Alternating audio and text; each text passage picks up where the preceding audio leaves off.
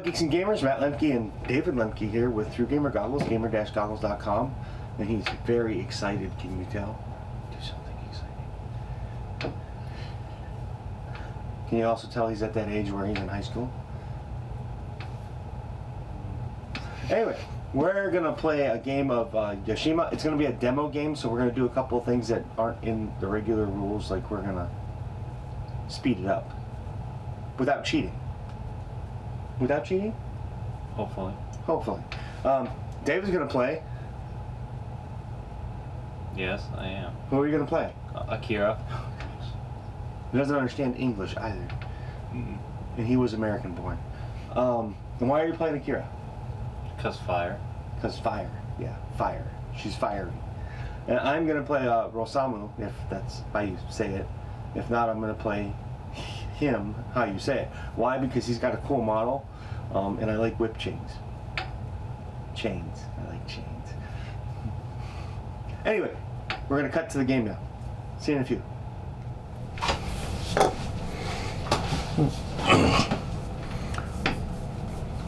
You got all the way out to here, roughly.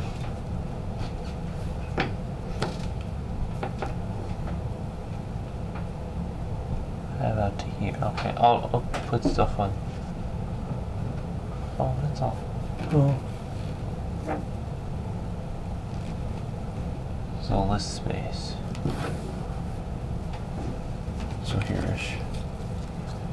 Alright, so now, like I said, we're going to play a shorter version of Yashima. And basically what we're going to do, when you make your character's deck, your character has cards with their name on it, and then they get to pick a spirit affinity that they're going to be using. So what we're going to do is we're going to take half of each deck and then shuffle them together.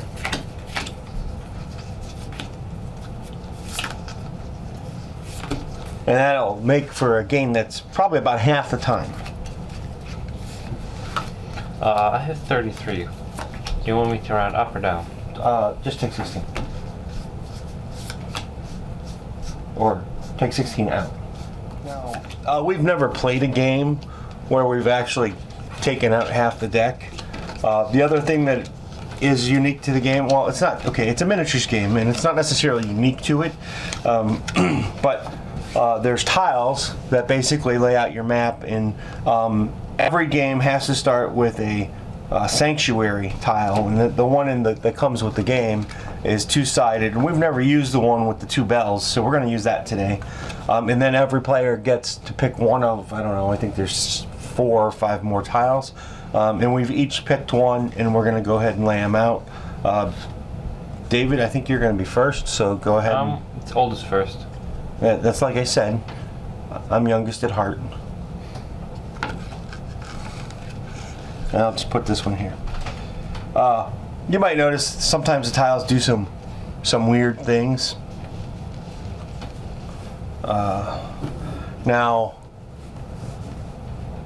my tome is here, and your tome is like a book of, I don't know what you'd call it, special abilities. We'll call it a spell book, for lack of a better way to say it. And then my character is here, and my character has the ability of playing, when he plays a chain card, which is a special card, we'll get into that in a little bit, he can flip a card in his deck and maybe use it. Depending on whether he's a spirit, restored, it changes a little bit. David's character can place burn markers, which is kind of good for him. Burn markers on characters, or? I believe on empty spaces. On empty spaces. Nope, on an adjacent master. Yeah, so I don't want to be next to David. And then the next thing, you know, one of the better things about it is you got this handy dandy play round overview, and the very first thing is to populate the action pool with move and attack actions. Now, the action pool will always have one move and one attack, and the move is the foot, the attack is the fist. That's only if there's 2 people. Yeah, well, yeah, it's always based off of the number of players, but in a 2-player game... Move then attack for each person. Right. So we'll populate it. And we just kind of throw them in the air and let them land, because we're gluttons. And then you place your person Place your person. anywhere you want. Well, it has to be on your tile, no? No. Oh, and then you can place your person anywhere you want. And I'm going to place mine here. No, that's bad. Because that's immovable. Well, no, that's okay. Because that wall's not immovable. You know, that wall's not a problem. So. And then you flip. Do you flip? Yeah, I'm pretty sure you do. We did last time we played. Yeah, well, we'll flip the karma pool, which is, in my case, my karma on Rosamu is 2. It's this little gold medallion type of symbol. And then you draw your hand, which looks like the hand, and then you have speed, which looks like a bird flying. And I go 1, 2, 3 for my hand. And, I don't know, can you see that? Yeah, you can probably see that. You can see all these little red dots here. The arrow is the direction your character is facing, which pretty much anytime you make an action, you can change your facing. So playing your card, you don't have to worry about, it's not like a lot of miniature games where you have to worry about a 180-degree arc after you've moved. You get to do it at the start of every action, basically. And that is, all the red spots basically this is one tile, so if he's in the middle of the tile, he can hit all those squares or hexes. And then we actually start the game. So Okay. So we flip over for initiative. yeah, we flip over 1 card for initiative. I have a 5. So do I. And so in the case of an initiative tie, you go to the next trait, which is attack. 4. 4. We've never had this happen before. So, momentarily, pause for station intermission. Reveal an additional card and compare karma. 6. 5. So you're first. You're actually first. I'm going to take an attack. He's going to attack me. I'm going to play Fireball. Should I hold it up for the camera? Well, that's probably plenty good. It does 6 attack and it burns you. Yeah. Each hitmaster and up to 2 unoccupied target spaces gain burn status. So it doesn't hit this spot, No, it does not. but it hits all of those. Yeah. You're gonna get burned either way. No, I can move there and exert, but I have to But exert. you can't move there. Yeah, I can. Oh, that's one of those. Right. Yeah, you have to exert. But I'm gonna go ahead and. Man, no, I'm gonna dodge. I'm gonna dodge, which means I lose this card and exert to move 1 space, but the space has not impassable, but rough terrain basically. So I have to exert twice. I have to exert once for moving in and once for using the dodge. And Exert is taking things from here and putting them in the discard pile. yeah, and losing the card is the same, basically. Except I'm pretty sure that comes from your hand. Yes, well, because you had to play it. It's part of playing the ability. So now I'm next to him, which is not really where I want to be. Oh, I forgot to do my... Yep. Tom. Well, you can do that either before or after your action. Okay, I'm gonna discard this thing. That's a 3 karma card. Well, except... Do you discard or put it in the bottom? Where do you go? It goes on the bottom. That's what I thought. And I am going to make Rain of Fire happen. I get to choose 2 unoccupied spaces and put a burn thing there. Yeah, this is going to be short. So, with what's going on, I'm going to attack. And what we didn't say before is every time you take an action, you actually get 2 actions. You get a tome action, and you get whatever action you grab. Did you draw? Draw back up? No, you do that at the end, don't you? Well, you... After the round. Oh, yeah. My bad. And I'm going to attack. I'm going to use my chain card. Reveal, well, first it does a 2 attack, and David's clearly in the path, so he can take 2, or he can try and dodge. I'm not dodging, it's only 2. And then what I get to do is I get to reveal the top card of my battle deck. If it's a 6 or higher karma, I get to put it into, and it's not. So otherwise it's placed face down underneath the deck. So it'll go underneath this card that I just played. It goes to the bottom of my deck, which David has a huge significance in this game because, well, he Fire. well, he has fire, and he's got a lot more cards in his deck. Well, no, my total of all of them was 33, where your total was 30. Oh, So right now I only have 1 or 2 more than you.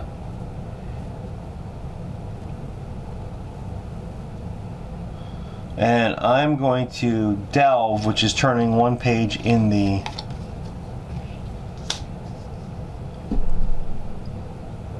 tome. And all the tome things have different abilities.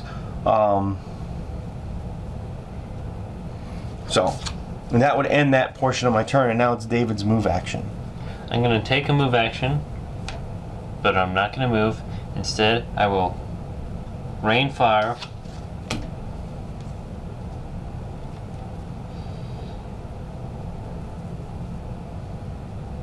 One there, and one there. And I'm going to use my burn ability. I believe I have to exert, Yes. so I'm going to do that. And that doesn't actually use an action. That's one of the cool things about that ability. So now I exert 1 from that, right? Yeah. Okay. Have fun moving. Well, I am going to go 1, 2, 3. No, I did just burn you, so I guess that is kind of pointless to have those everywhere. A little. And it doesn't happen yet. We check the status at the beginning of the next turn. I'm going to go ahead and spend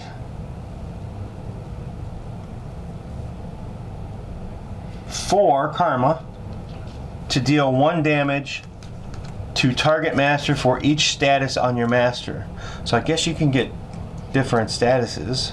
So you get 1 burn, you get burned for 1, or you get Beggar's Almed for 1. And then that ends that phase. We go to the Destiny phase. We put one of those tokens back, and we each pick one, and we toss it in the air, because that's what we do. Usually it ends up with 2 and 2. I don't know why. You're actually supposed to choose secretly, but... That's pretty secret. We don't even know.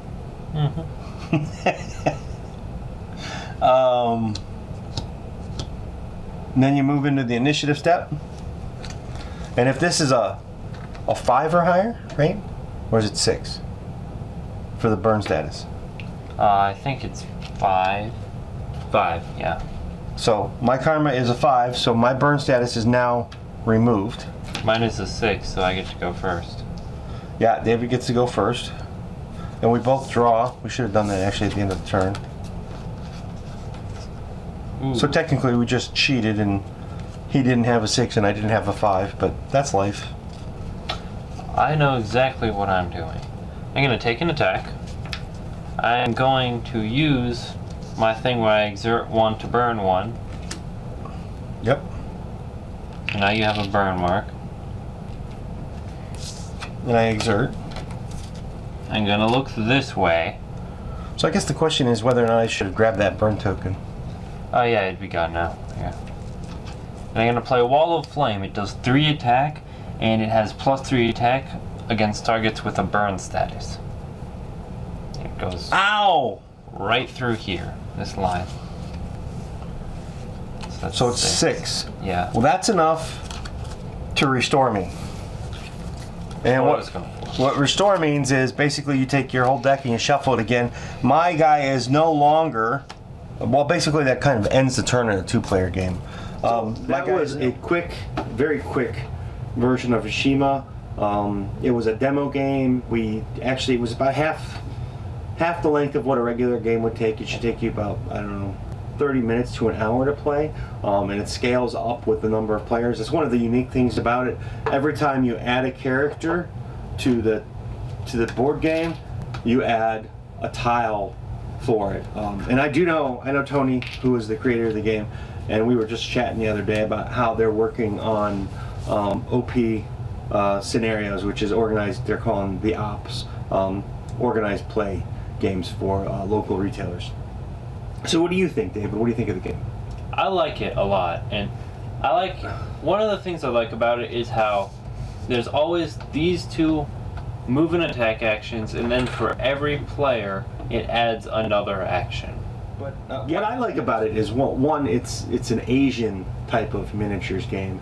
It still has a board game feel, and unlike a lot of miniature games, I mean, you still get a high quality mini, but you don't have a ton of work to sit down and play the game.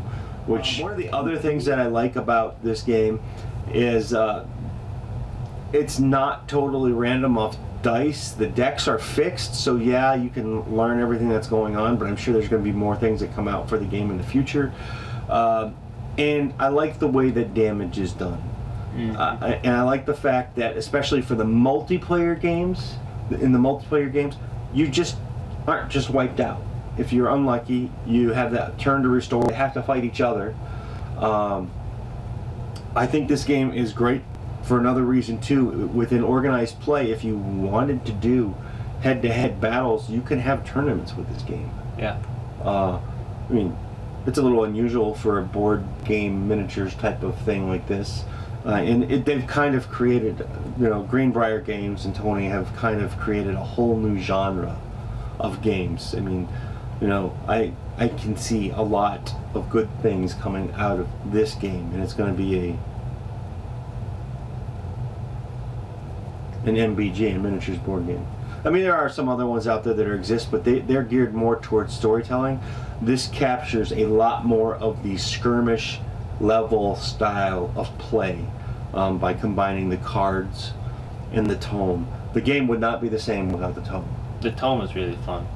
It is, and once you learn your tome, it's a matter of where you want to be, but then you got to get to the right page, so you have to plan moving around the board without getting burned, and each character has another status ability type of thing where they can do things like, my adaptability is to become a spirit, which is probably what saved my guy's butt.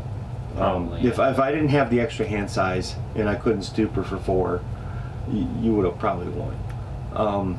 But anyway, thanks for watching. I hope you guys liked it. Check back soon. We're going to be starting to do a lot more gameplay here on Through Gamer Goggles. This is probably one of the first, and I kind of think it's going to be one of the best, and a lot of that has to do with the fact that the game is just so simple and easy to pick up. We've played 4 times, and I kind of feel like I could take this game anywhere and teach anyone how to play in about 10 minutes. Would you say that's accurate? That's accurate. Yeah. So again, thanks for watching. Have a good day. Please subscribe to our channel. Watch us, follow us. Follow us on Facebook. I do a lot of my updates on Facebook, and they never hit YouTube. So if you want to know what's going on here on a semi-weekly basis or relatively weekly basis, I try and put an update up now about every 7 to 10 days. Yeah, Zen to 10 days, because I'm thinking Asian.